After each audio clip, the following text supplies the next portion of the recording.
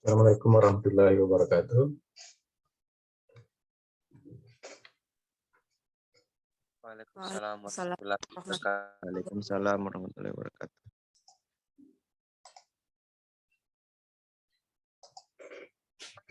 Jadi kita sudah masuk minggu kedua mata kuliah pengantar manajemen. Minggu lalu kita sudah membahas mengenai definisi manajemen, kemudian melihat juga apa karakteristik yang ada di manajemen tersebut. Nah, hari ini kita akan lanjut masih membahas mengenai konsep dasar manajemen. Nanti di minggu ketiga itu baru kita masuk ke sejarah perkembangan ilmu manajemen. Saya akan mulai penjelasan ya di sini. Dimatikan dulu, dimutkan itu speakernya. Apa yang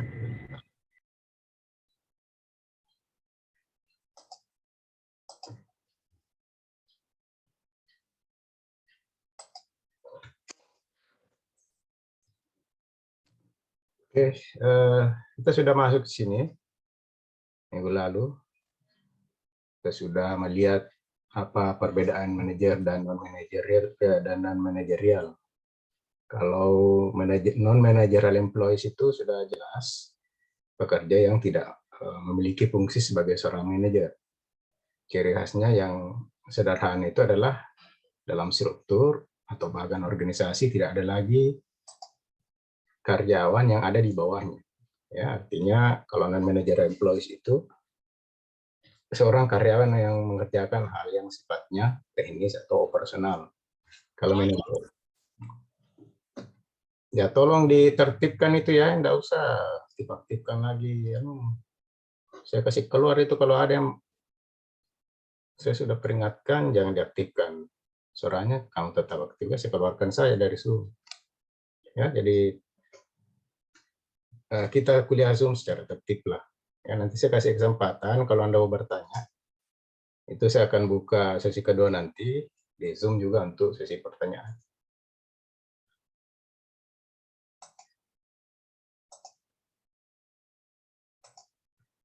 Oke, lanjut. Minggu lalu juga kita sudah melihat bahwa dalam struktur itu manajer itu terbagi dari beberapa tingkatan ya. Ada top manager, middle manager, dan first line manager. Kemudian di bawahnya ini tadi yang saya katakan sebagai non managerial employees, pekerja non manager. Kemudian pengertian manajemen juga kita sudah bahas minggu lalu. Lalu membahas juga mengenai mengapa efisiensi dan effectiveness itu penting bagi manajemen. Saya sudah jelaskan minggu lalu ya bahwa kalau dalam mencapai tujuannya itu seorang manajer itu dituntut untuk mencapai dua hal, yaitu effectiveness dan efisiensi. Kalau effectiveness itu terkait dengan tujuan, sasaran, target. Kalau efisiensi itu adalah mengenai caranya, metodenya. Mengenai bagaimana cara kita menggunakan sumber daya, apakah sumber daya uang, material, ya, kemudian juga termasuk tenaga. Berapa sumber daya, resources yang kita gunakan untuk menghasilkan sesuatu untuk mencapai tujuan yang sudah ditetapkan atau sasaran yang sudah menjadi target dari sebuah organisasi. Ya, itu namanya efisiensi. Saya juga sudah gambarkan secara sederhana ya, contohnya supaya Anda lebih mudah memahami. Saya sudah contohkan kalau Anda bangun setengah 8, kemudian keluar dari rumahmu, tapi tidak hari Kamis ya, tapi tidak ke kampus, tidak kuliah. Nah, keluar hanya untuk ke mall, itu namanya tidak efektif, karena Anda tidak sedang berada pada kegiatan untuk mencapai tujuan yang semestinya, yaitu sebagai seorang mahasiswa. Itu gambaran sederhananya yang dimaksud dengan effectiveness. Bagaimana sebuah perusahaan itu atau organisasi itu mencapai tujuan sasaran yang tepat. Kalau efisiensi adalah caranya. Ya, kalau saya bilang mana yang paling efisien supaya Anda bisa kuliah hari ini di kampus, ya kalau seandainya kita onsite, ya tentu ada yang mau naik kereta, ada yang mau jalan kaki, ada yang mau naik motor, ya. Dan itu akan memperlihatkan seberapa cepat kita sampai ke kampus, seberapa besar biaya yang akan kita gunakan sampai di kampus. Itu sederhana. Ya, hanya mereview kembali apa yang saya sudah jelaskan minggu lalu untuk masuk ke pembahasan baru.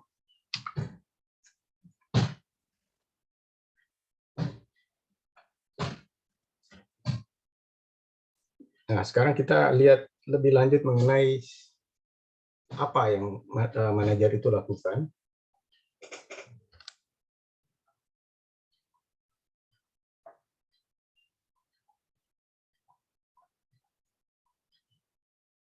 Ini saya tidak usah saya jelaskan ya. Ini hanya menggambarkan efisiensi itu luas ya, mengurangi penggunaan sumber daya yang berlebihan. Ya.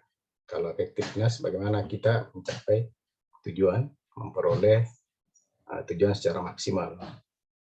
Jadi prinsip manajemen itu adalah menggunakan atau mengurangi penggunaan sumber daya yang berlebihan. Nah, itu namanya high efficiency. Kalau kita mencapai tujuan secara maksimal namanya high effectiveness. Jadi selalu ada target dari seorang manajer itu seperti ini, di mana tinggi efektivitasnya dan tinggi pula efisiensinya.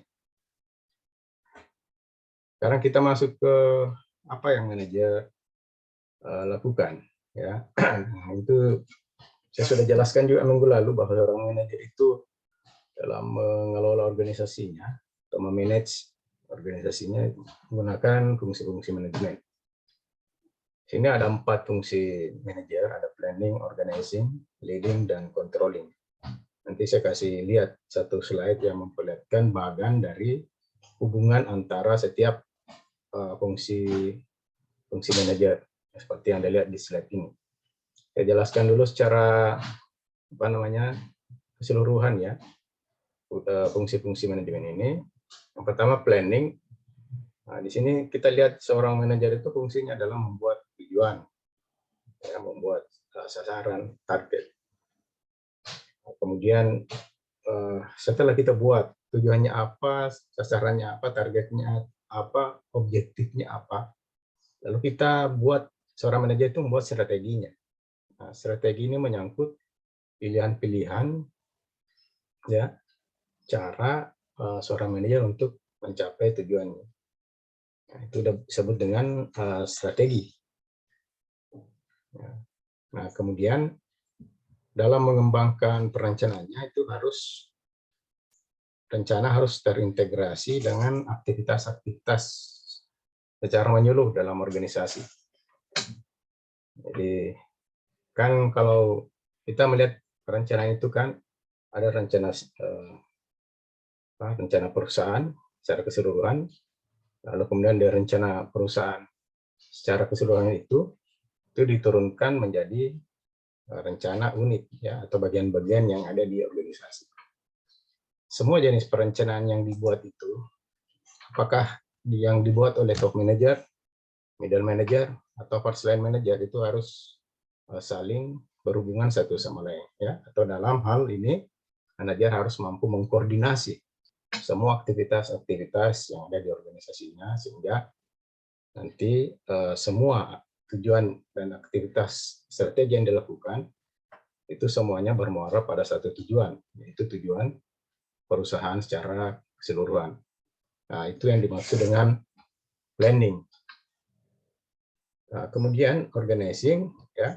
Sekarang setelah seorang manajer membuat perencanaan, sekarang bagaimana cara mengatur dan membuat dalam bentuk struktur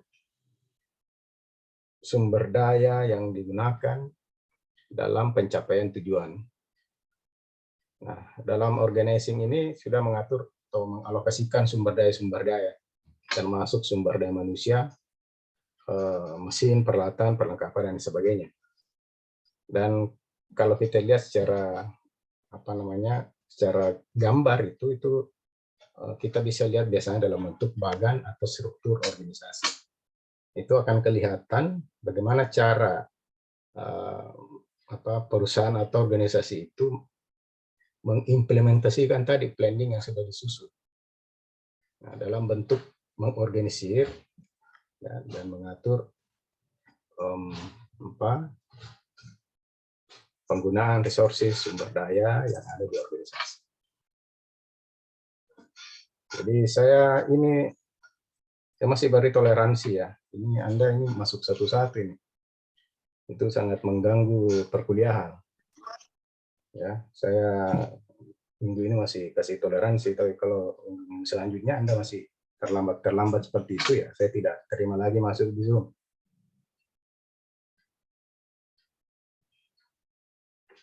Ya, jadi ini sama halnya kita kuliah di kelas.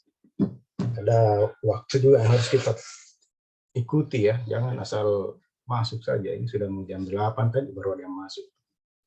Ini peringatan untuk minggu depan saya tidak mau lagi ada hal seperti itu. Saya tidak izinkan Anda masuk kalau sudah terlambat.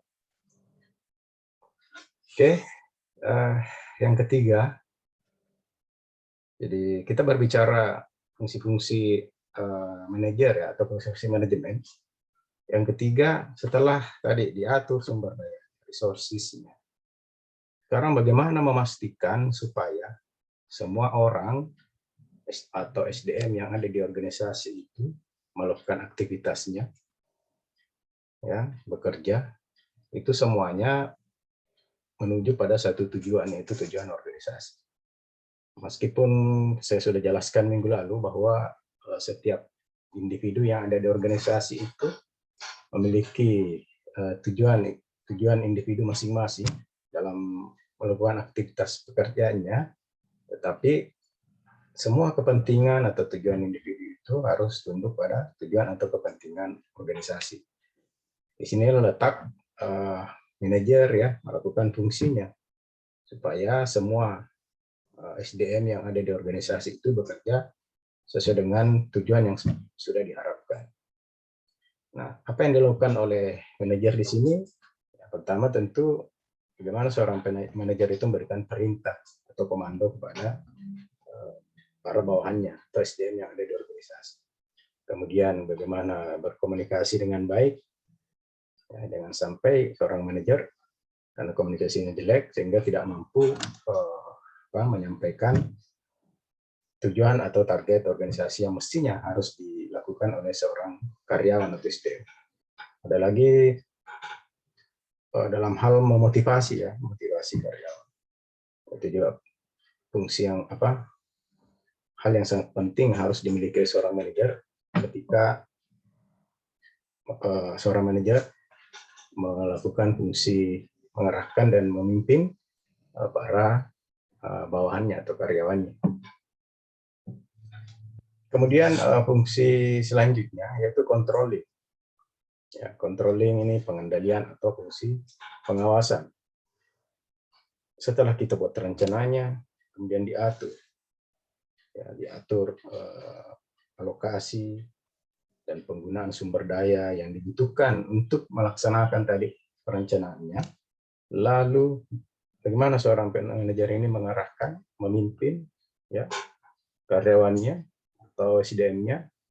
Sekarang di fungsi selanjutnya adalah bagaimana cara mengawasi atau mengendalikan, melakukan fungsi kontrol terhadap planning, organizing, leading yang sudah dilakukan tadi. Ya, ada 3 hal yang dilakukan dalam fungsi controlling. Yang pertama, seorang manajer melakukan aktivitas memonitoring, memantau. Apa yang dipantau, semua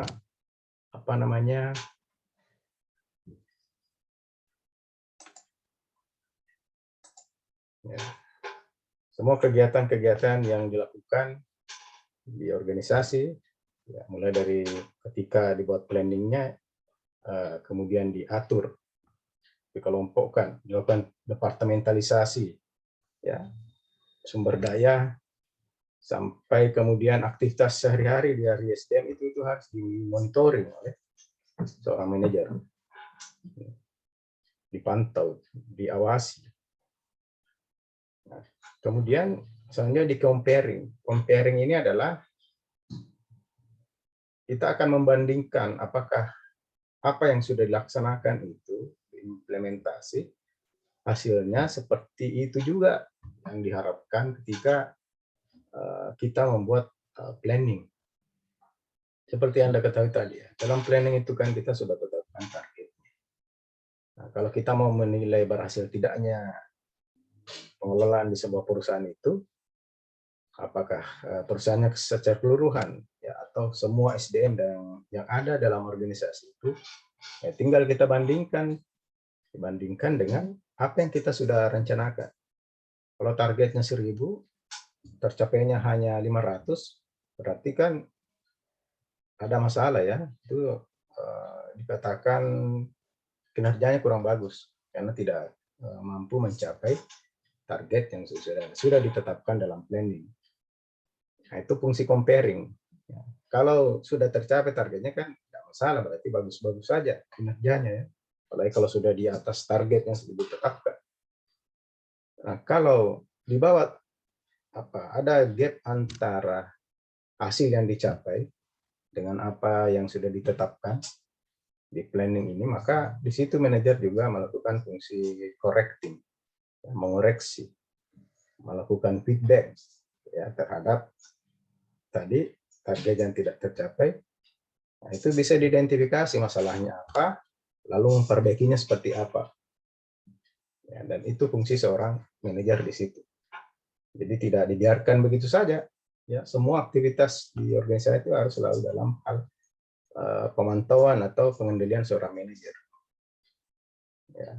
Nah, kalau dibiarkan, ya itu bisa membuat tujuan organisasi itu tidak akan tercapai secara maksimal. Ya, saya kira itu fungsi-fungsi yang dilakukan oleh seorang manajer.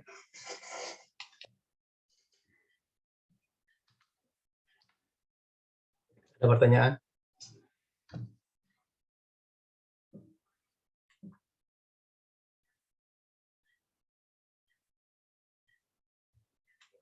Lanjut ya. Nanti saya juga buka kembali link untuk masuk ke Zoom khusus untuk pertanyaan, sesi pertanyaan. Nah, tapi kalau memang misalnya ada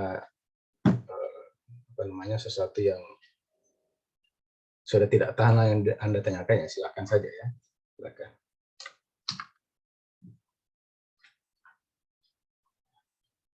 Nah, kalau kita lihat ya dari urutannya kan seperti ini ya, fungsi-fungsi manajemen. Apapun ya fungsi manajemen yang dilakukan ini endingnya, hasil akhir yang diharapkan ini.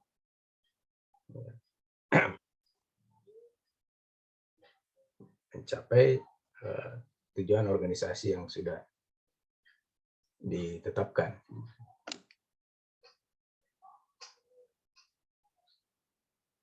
Oke. Bagaimana caranya? Ya, Anda bisa lihat di sini ya. Saya sudah jelaskan tadi. Kalau dibuat secara sistematis atau berurutan ya, planning, organizing, leading, dan controlling. Nah, saya kira Anda usah saya jelaskan ya, saya sudah jelaskan tadi. Nah, itu fungsi manajemen. Sekarang kita masuk ke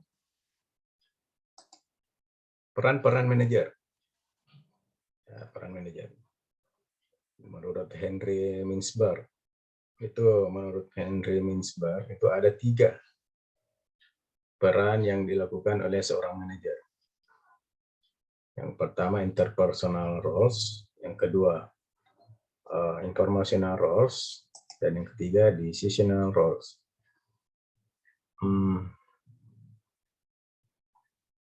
Saya jelaskan. Silakan Anda menyimak ya penjelasannya. Yang pertama, tadi kita tuntaskan tadi kan, fungsi manajer itu kan, ya sudah ada 4 tuh, saya sudah jelaskan. Sekarang kita masuk peran seorang manajer itu kita kelompokkan 3 menurut Minisberg. Yang pertama peran interpersonal. Jadi peran seorang manajer dalam hal melakukan peran sebagai seorang individu.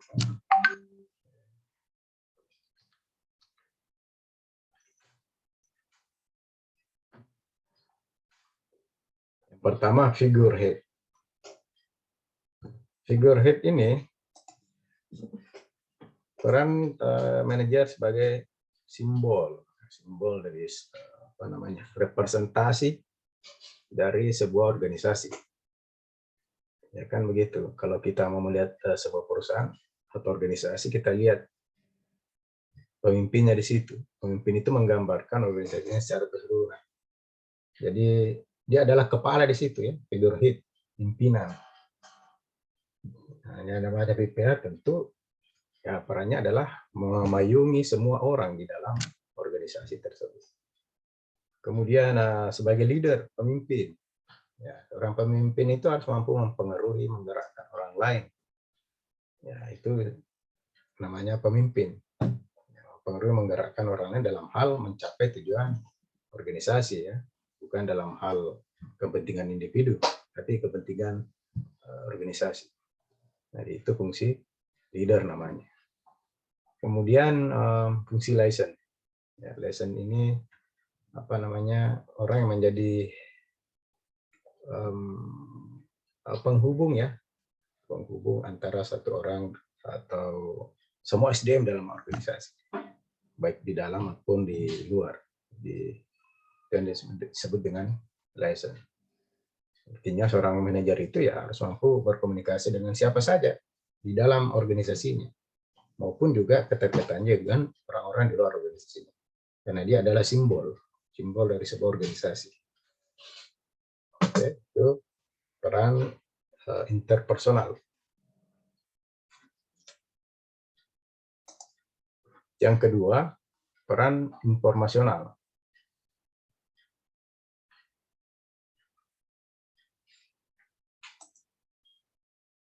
Ini Herunisa sama Andi Nuradipa, ini terakhir. Kalau Anda masih terlambat minggu depan, saya tidak akan izinkan Anda masuk di room.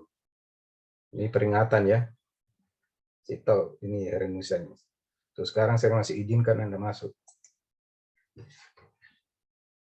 Ini sudah setengah jam baru kamu bergabung.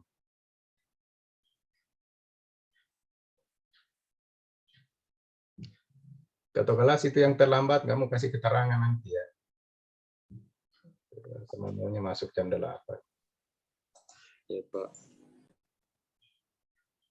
Ketua kelas juga nanti japri saya password untuk verifikasi Simponi. Baik, Pak. Nah, oke, selanjut. Kemudian informational roles, peran seorang manajer sebagai ya peran informasi. Yang pertama, manajer itu fungsi perannya adalah memonitor ya, memonitor informasi. Nah, monitor informasi yang dimaksud di sini di dalam dan di luar. Nah, termasuk apa yang terjadi di lingkungan organisasi itu harus mampu diketahui. Ya, perubahan-perubahan apa, informasi update apa yang terjadi di lingkungan organisasi harus diketahui oleh seorang manajer. Manajer itu tidak boleh mengatakan saya tidak tahu. Ya. Ada juga manajer yang gayanya begitu. Semua diserahkan kepada bawahannya sehingga tidak mampu dia jawab kalau kita tanya mengenai sesuatu perkembangan di lingkungan organisasi. Ya, tidak boleh begitu karena monitor fungsi peran monitoring itu adalah perannya si manajer karena dia adalah simbol dari organisasi. Jadi ya dia harus melihat apa yang terjadi di lingkungannya. Dan itu nanti menjadi bahan bagi seorang manajer untuk mengambil keputusan. Saya akan bahas di peran yang ketiga. Yang kedua, diseminator. Nah, setelah kita memonitor, melihat informasi, data ya dari lingkungan organisasi, sekarang kita sebarkan itu, diseminator. Kita sampaikan kepada manajer yang ada di bawah, ya, sampai ke karyawan. Jangan informasinya itu disembunyi, ya, tidak boleh. Kita harus memberikan informasi secara terbuka, transparan kepada bawah, ya, kepada manajer. Peran yang ketiga, spokesperson, juru bicara. Nah, ini terkait dengan peran manajer menjadi orang yang mewakili perusahaan ketika ada komunikasi atau pembicaraan dengan pihak-pihak luar. Ya, termasuk juga menjadi jembatan ketika kalau ada konflik, ya, atau ada masalah dalam organisasi itu sendiri, ya, manajer itu yang menjadi spokesperson-nya. Nah, jadi makanya biasanya itu ketika ada proses negosiasi antara satu perusahaan atau satu organisasi dengan organisasi lainnya, nah itu yang menjadi juru bicara di situ harusnya manajer, ya, karena dialah yang menentukan nanti kebijakan apa yang bisa dilakukan oleh organisasi atau perusahaan. Yang ketiga, peran decisional roles, pengambilan keputusan. Tadi yang saya katakan, semua informasi yang ada di lingkungan internal atau eksternal itu menjadi bahan nanti bagi manajer untuk menjadi pertimbangan pada saat mengambil sebuah keputusan. Berarti kita masuk ke peran ketiga. Jenis-jenis decisional roles ini yang pertama, entrepreneur. Nah, peran entrepreneur itu identik dengan bagaimana kita memanfaatkan peluang yang ada. Ya, kalau organisasinya adalah organisasi bisnis, berarti bagaimana seorang manajer harus mampu menangkap peluang bisnis yang ada. Itu, ya, namanya entrepreneur. Dengan, ya, tentu tetap dengan pertimbangan risiko-risiko bisnis yang mungkin timbul. Yang kedua, bench handler. Pengambilan keputusan yang dimaksud ini ketika terjadi masalah dalam organisasi, apakah organisasi secara internal atau kita kaitkan dengan pihak eksternal. Nah, peran manajer juga di situ. Tidak boleh dia lari di situ. Kalau ada masalah, konflik dalam organisasinya, dia harus mampu menyelesaikan masalah-masalah tersebut. Yang ketiga, resources allocator, mengalokasi sumber daya. Nah, ini terkait dengan bagaimana seorang manajer dalam mengambil keputusan dia mampu melakukan alokasi, mendistribusi sumber daya, ya, dengan baik sehingga mampu mencapai tujuan secara maksimal. Ya. Termasuk ketika misalnya ada tarik menarik, ya, tarik menarik kepentingan di bagian satu dengan bagian lainnya, ya, maka si manajer ini yang harus mampu mengalokasikan dengan baik, ya, dengan proporsional sumber daya yang ada. Kemudian selanjutnya negosiator, ya, juru runding. Nah, ini juga terkait dengan peran pengambilan keputusan. Itu tadi yang saya katakan, karena yang bisa mengambil sebuah kebijakan itu, ya, adalah manajer, maka dia juga yang mestinya melakukan fungsi negosiasi. Negosiasi yang dimaksud lebih khusus lagi ketika kita negosiasi dengan pihak luar. Apalagi kalau organisasi bisnis, ya, itu sering sekali kita melakukan negosiasi. Yang paling sederhana, kita negosiasi dengan pemasok, ya, pemasok terkait dengan jumlah barang, harga, dan sebagainya. Itu contoh lainnya bisa kita lihat dalam praktek bisnis saat ini. Saya kira saya sudah tuntaskan untuk pembahasan mengenai peran-peran manajer. Jadi sudah ada dua, kan, fungsi manajemen dan peran manajer.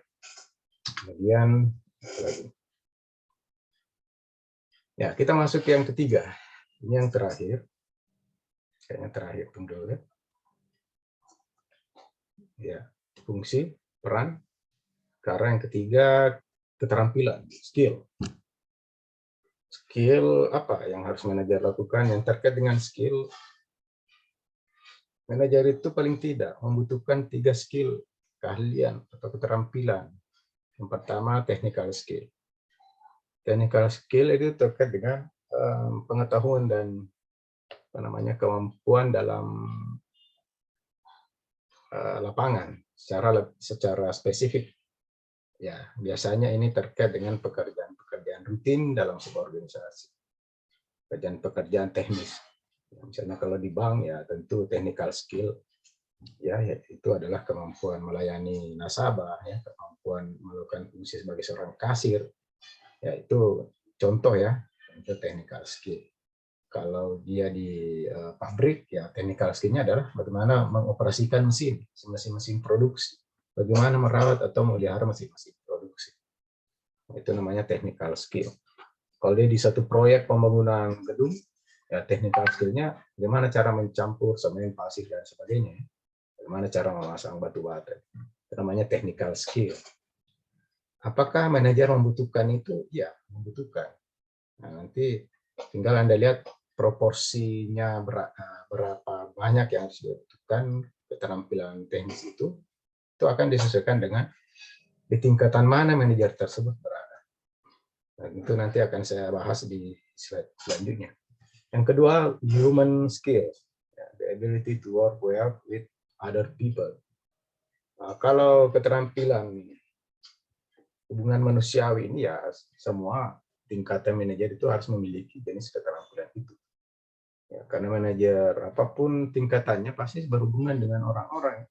Tapi di sini dituntut kemampuan melakukan komunikasi, kemampuan berikan perintah, kemampuan melakukan motivasi orang, ya, sehingga orang SDM yang ada itu memiliki gairah bekerja yang tinggi, ya, kemudian mampu menghasilkan kinerja yang maksimal bagi organisasi atau perusahaan.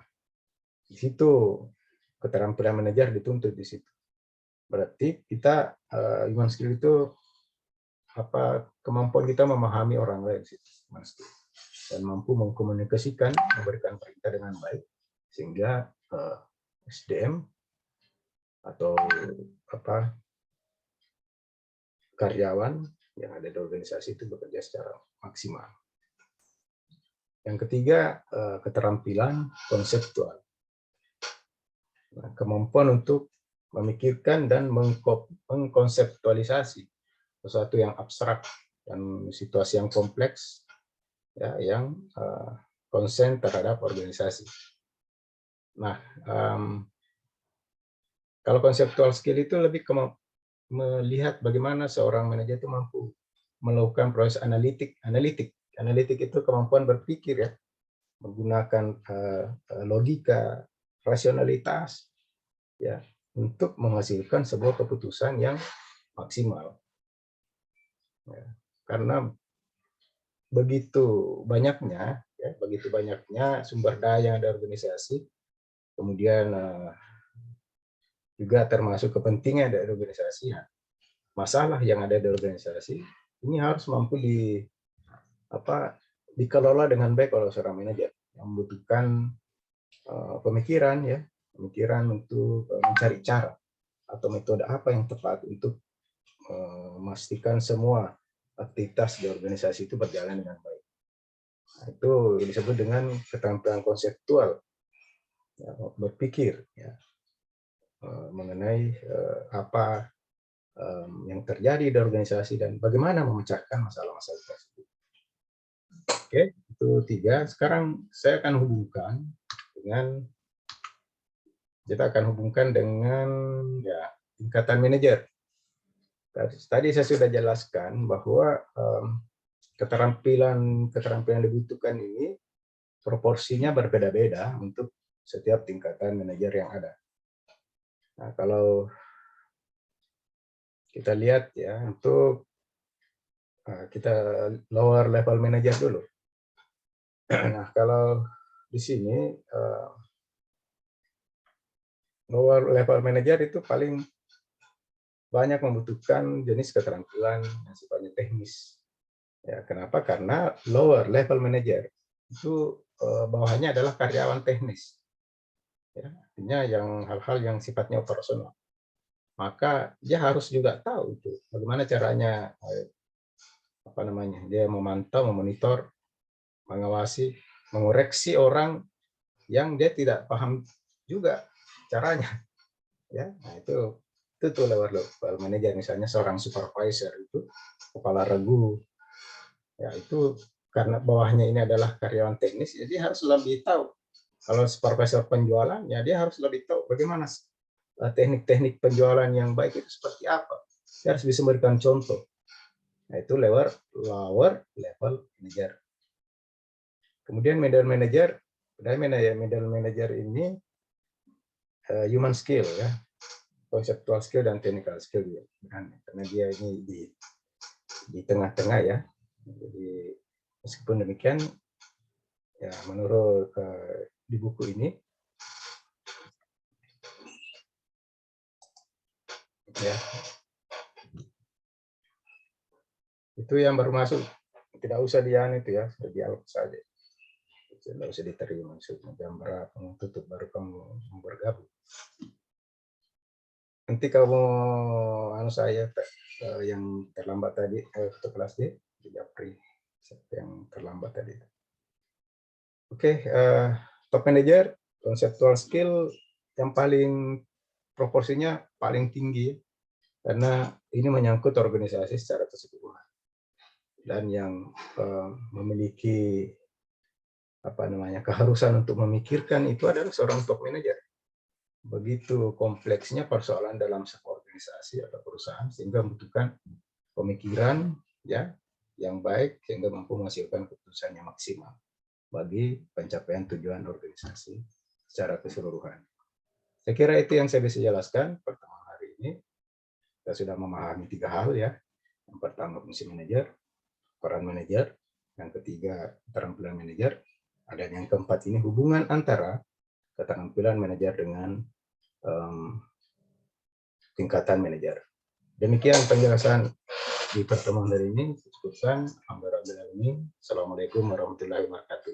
Selanjutnya saya akan masuk sesi kedua, membuka lagi Zoom untuk tanya jawab.